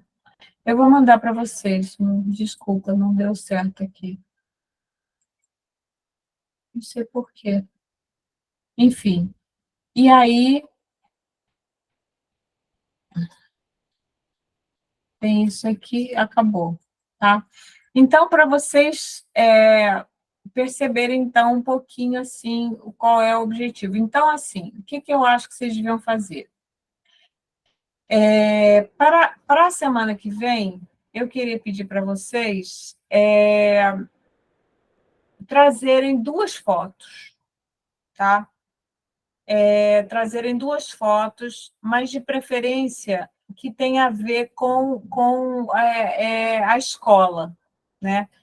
A gente já conversou um pouquinho sobre isso na outra aula. Eu acho que uma coisa seria interessante a gente ver, por exemplo, assim, uma ideia que eu acho que é mais legal. Todo mundo aqui já está fazendo TCC? Quem está fazendo TCC? Levanta o dedo. Luciele, Alejandro, Fernanda está fazendo TCC? Também está fazendo TCC. Maravilha. Então, eu vou sugerir a vocês, o TCC de vocês? Para vocês fazerem, vocês podem fazer fotos que tenham a ver com o TCC de vocês e vocês já aproveitam para o TCC de vocês. Olha que legal. Alejandro, seu TCC é sobre o quê? É sobre mitologia. Mitologia? Aham. E como é que Sobre isso, mitos. e como é que isso se encaixa na educação? A utilização de mitos como fonte de pesquisa, né? Como material primário de investigação cultural. É mais para a área de cultura mesmo do que educação. Tá, então você não tem um trabalho de campo. Não, é tudo. Eu esqueci o nome do método de pesquisa, mas é aquela pesquisa bibliográfica, né? Revisão. Pesquisa bibliográfica, tá. Você está fazendo estágio? Vai começar esse período. Tá.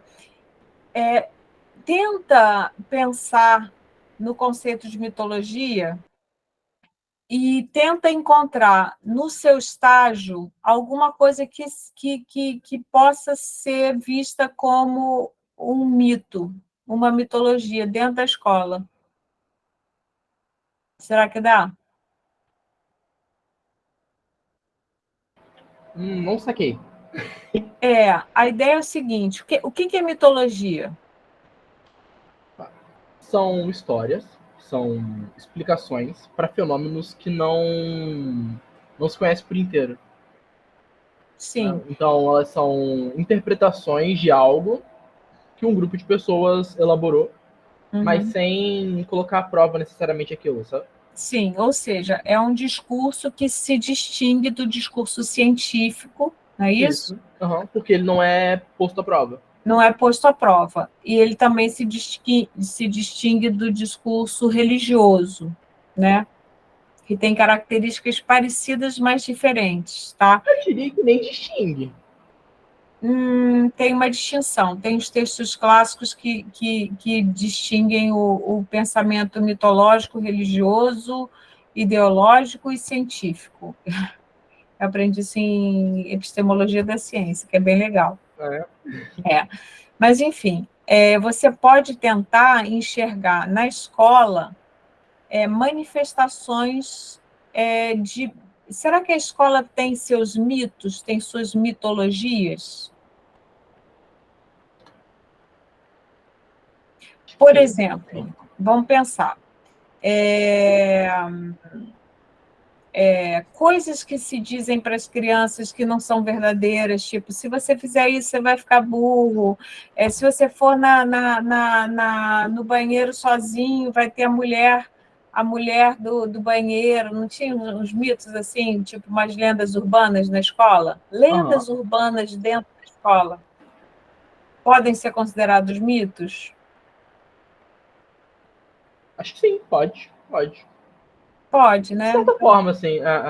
Porque normalmente é porque essas lendas urbanas são só o cagaço das crianças, né? Não são os medos delas sem nenhum motivo necessariamente específico, né? Normalmente chega de fora, alguém conta. Mas pode funcionar como Eu observação. acho legal, sim. Uhum.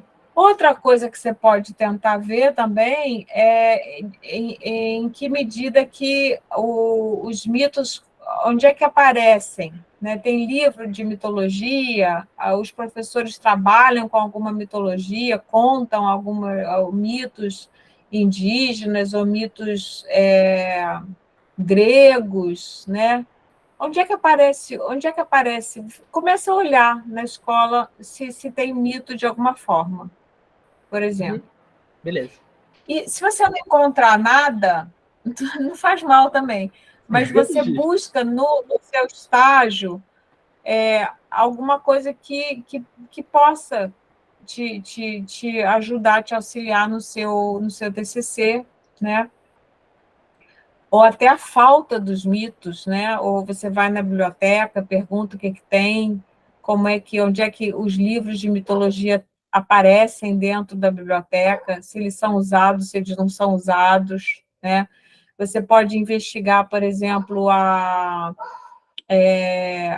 pedir para a bibliotecária para ver se eles são emprestados, né? Fotografar os livros, se existem esses livros, em que estado eles estão, né?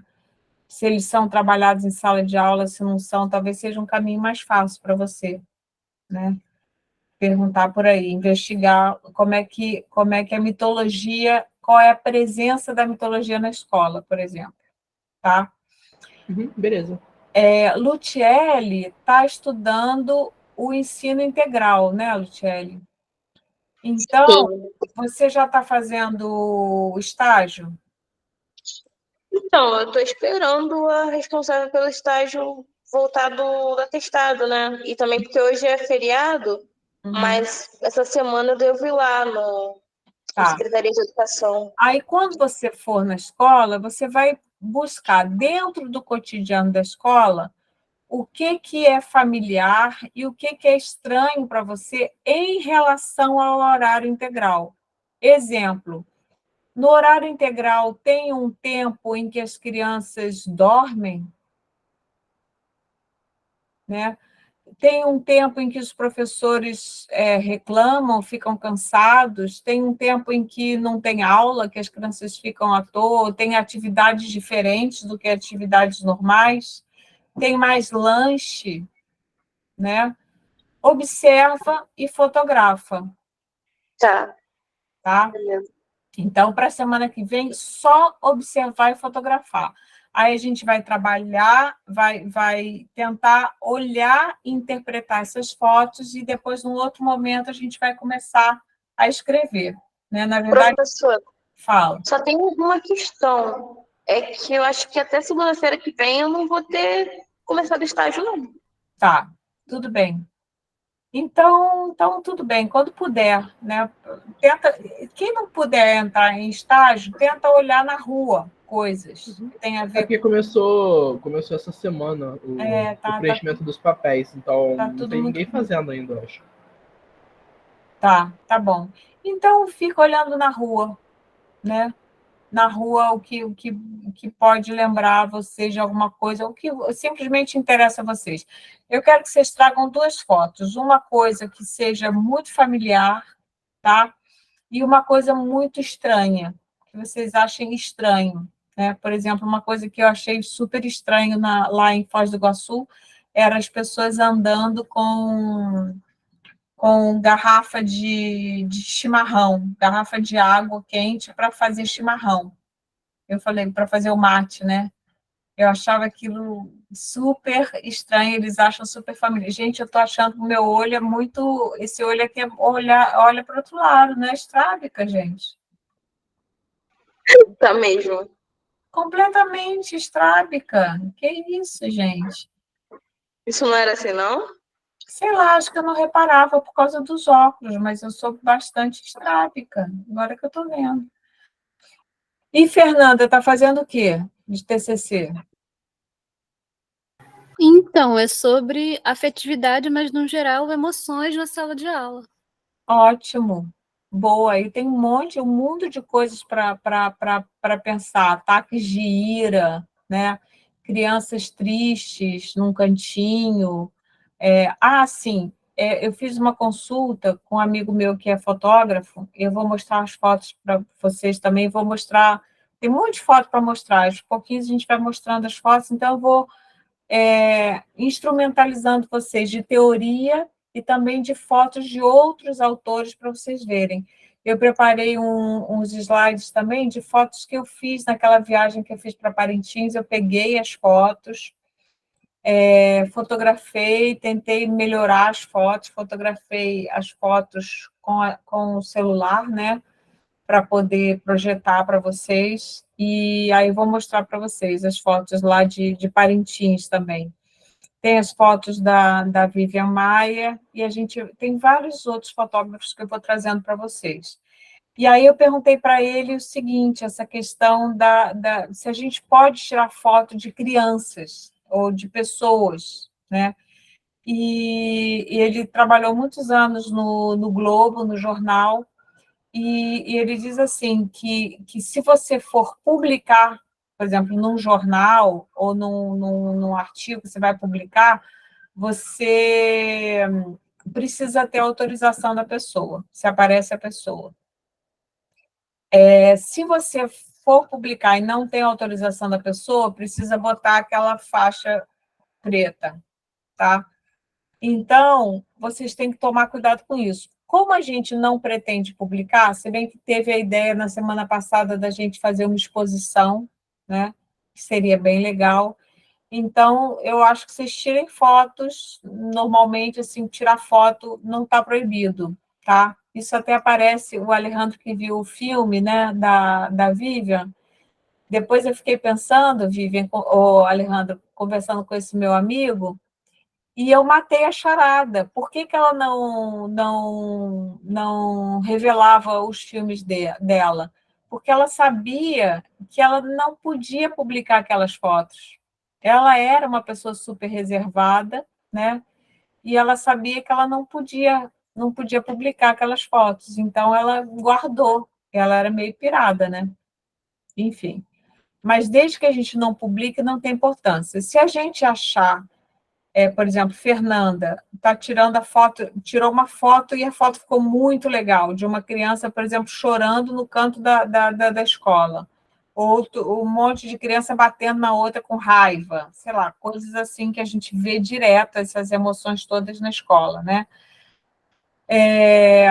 E se você tiver a intenção, por exemplo, de botar essa foto no seu TCC, isso aí vai ser bem legal para o seu TCC, né? Se você está fazendo trabalho, está fazendo etnografia no seu TCC, Fê? Quem que está te orientando? Não, por enquanto a gente decidiu fazer só uma revisão bibliográfica mesmo. Tá. Por Mas enquanto. quem sabe, né? Fica a ideia. Se você quiser colocar, incluir no seu TCC, inclusive as análises que você produzir nessa disciplina, você pode fazer um capítulo com fotos e descrição densa dessas emoções. Aí você confronta com a revisão bibliográfica, é um capítulo que vai sair de graça, porque vai sair nessa disciplina, entendeu? Eu vou revisar e tudo, você pode incluir no seu TCC, fica bonito, né? Pode ficar legal, você conversa com quem está te orientando. E aí, se você quiser publicar, você vai ter que pedir autorização, tá? E depois eu vou dar uma cartinha de autorização para vocês de pedido de liberação de imagem, para quem tiver algum interesse de publicar. Mas eu sugiro vocês irem fazendo fotos, e aí, se sentir que tem uma que tem potencial, porque a gente vai fazer muitas fotos, né? Depois vocês vão escolher algumas. E aí a gente faz, não vai precisar ficar pedindo autorização para todo mundo, né? Mas você pode, se você não tiver ainda acesso à escola, Fê, você pode começar a observar as emoções fora da sala de aula também, ou na própria UF também, né? Também vocês podem fazer um trabalho de campo dentro da UF, nessas primeiras semanas também. O que eu quero de vocês é que na próxima semana eu tenho outra revisão médica, por incrível que pareça, marcaram para segunda-feira de novo, então vai ter que ser online de novo. E aí, se vocês puderem passar antes para eu montar Vamos fazer o seguinte, vamos deixar vocês trazerem a foto ainda para outra semana, porque ainda tem fotos para mostrar, tem muita coisa para mostrar para vocês antes, mas vocês já vão começar, se quiserem fazer fotos com o celular de vocês, vão fazendo, mas não precisa me entregar, tá? Se tiver alguma que vocês gostarem muito, né? Fernanda, que está observando as emoções na rua, a gente vê muita coisa, né? Nas crianças, você vai gostar muito do trabalho da Vivian Maia, tá? Deixa eu ver, deixa eu te mostrar alguma coisinha, quer ver? Do trabalho dela, só para você ter uma ideia.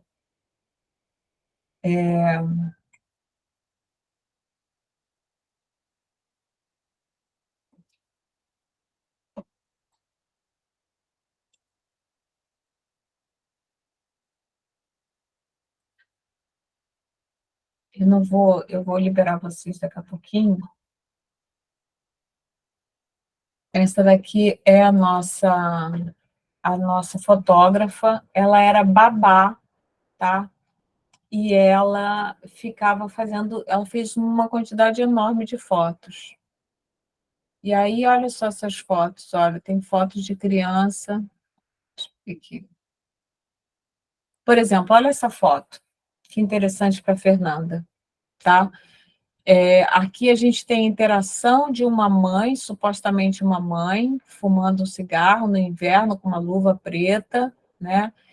E tem essa coisa da descrição densa parece um pouco com a descrição que se faz hoje em dia para os cegos, né? Você descreve a foto, só que ao mesmo tempo que você descreve, você tem que interpretar a foto, dizer o que isso significa, né? Então a gente vê uma criança de bicicleta com uma cara chorosa. Por que ela está chorosa? Né? Será que ela não está... Aí você só vai poder dar notícias disso se você presenciou essa cena, se você observou, né? Se você viu a cena e conseguiu enxergar o aspecto cultural que está por trás dessa cena, né? Talvez seja uma mãe consolando o filho porque ele... Eu não sei, porque eu não estava lá, né? Porque ele não estava sabendo andar de bicicleta, ou porque ele tinha caído, não sabemos, né? Mas que emoção é essa, né? Então, aqui um outro pai, né, com uma criança também, botando calçado, a criança está com uma cara assim, meio não muito feliz. Deixa eu ver aqui mais de criança. As fotos dela eram maravilhosas. Olha só essa criança aqui também, que interessante. Que sentimentos são esses, né? Você vai gostar desse texto do Moço, da expressão obrigatória das emoções. Essa criança, olha que interessante essa cara dessa criança. Eu acho incrível essa foto, né?